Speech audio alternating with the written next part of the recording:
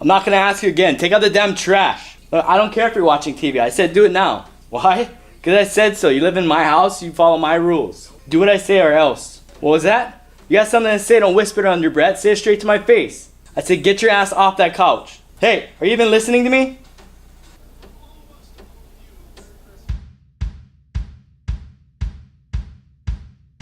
Hey, what's up guys, it's Pastor B. You know the old saying, sticks and stones may break my bones, but words will never hurt me? Personally, I think that statement's pretty whack and couldn't be further from the truth. The tongue has the power of life and death, and as parents, our words carry twice the authority and twice the impact. Studies have found that children who are yelled at are more likely to suffer from depression and behavioral issues, and that harsh verbal abuse can be just as damaging as physical abuse. It's pretty rare that we see parents yelling at their kids in public, and it's even more rare to see an adult yelling at another adult.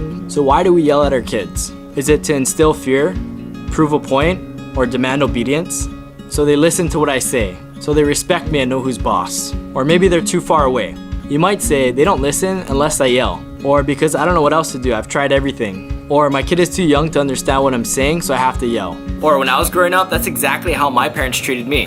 Is yelling always wrong? No, there's definitely a time and a place for yelling. For instance, to avoid a dangerous situation like your kid running out into the street, or to avoid spilling or knocking something over, or to avoid touching something hot. Or maybe there's someone on the phone that wants to talk to them, or someone at the door that's there to see them. And by no means am I saying that you're a bad parent if you yell, but I'd like to encourage you to ask yourself, what's going on in your spirit behind the yelling? Are you yelling out of frustration or anger, stress or impatience?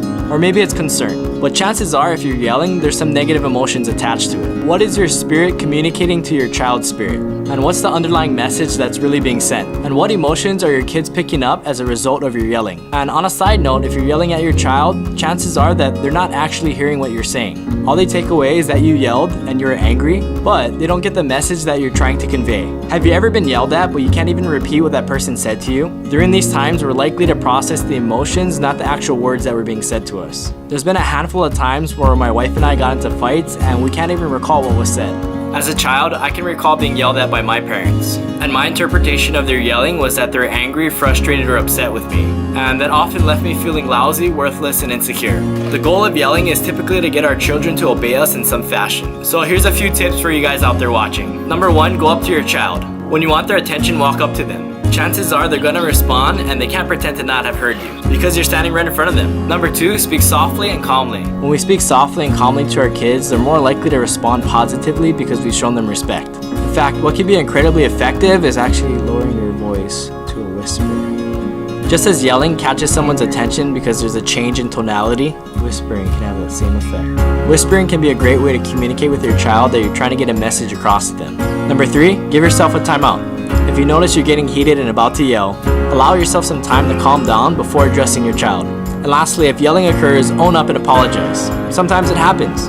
Thank you guys so much for watching. If you guys like this video, be sure to hit that like button. If you have your own opinion about yelling at kids, share it in the comments section as I love to hear your thoughts. And if you guys want to see more videos about Bible studies, book reviews, and life blessings, be sure to hit the subscribe button and I'll catch you in the next video.